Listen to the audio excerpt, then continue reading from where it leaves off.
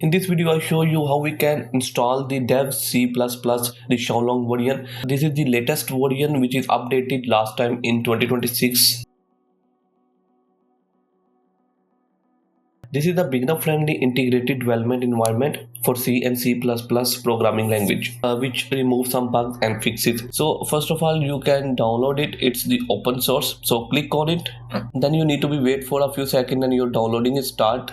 I already downloaded it. Then I show you how we can install it. That is the already downloaded file of the XiaoLoong dev C++.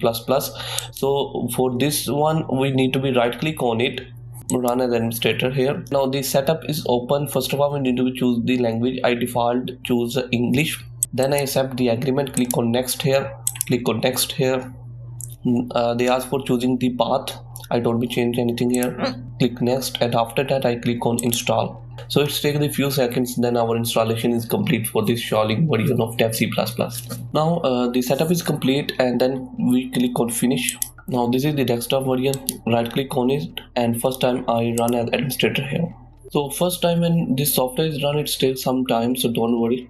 Now this is the time for creating our first code and run it. Go into the file, and there is the new source file. You can click it. So this is already open, and I open this new file. After that, we write down the first default line, include the IO stream. This is the default line. Then this is the second line of using the namespace std. Then we make our main loop, int main. There I am making the code where they ask me for the first number, then second number, and after that they give me the result of addition of that two numbers. So I create the three integers variables with the this is the integers number 1, number 2, and sum. So in the terminal they ask me enter the first number. This line is written where I can change, and then when I enter the number, then they store in the num1.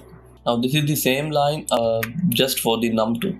After that, this is the expression of adding the two numbers which is stored in the sum. So end L mean go into the next line, and then cout calculation complete successful. This cout is the command which is used for printing anything on the terminal.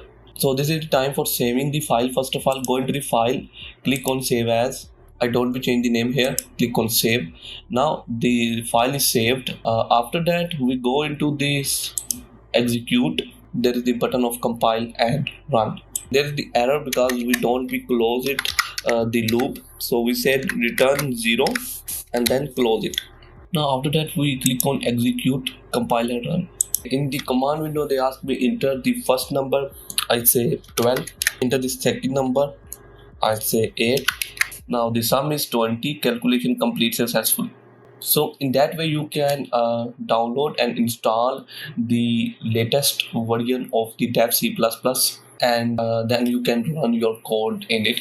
I show you the complete step.